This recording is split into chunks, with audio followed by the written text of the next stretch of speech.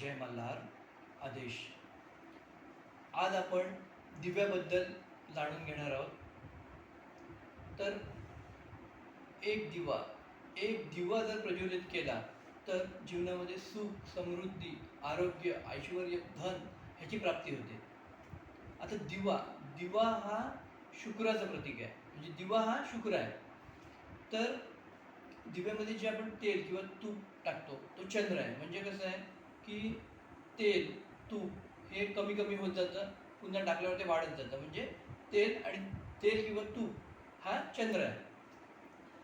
आणि दिव्यामध्ये जी आपण लाल रंगाची वात टाकतो तर ती वात म्हणजे मंगळ आहे. आणि जे वातीचं टोक आहे तो बुध आहे. आणि जी वात आपण प्रज्वलित करतो आणि ती ज्योत तयार होती ती ज्योत म्हणजे गुरु आहे. आणि ज्या वातीचं टोक आहे, काळा भाग होतो तो शनी आहे.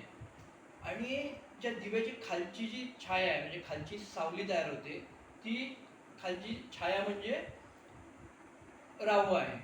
आणि दिव्याच्या वरची जी छाया होते, म्हणजे ज्योतीच्या वरची जो म्हणजे सावली असते, छाया आहे, तो केतू आहे.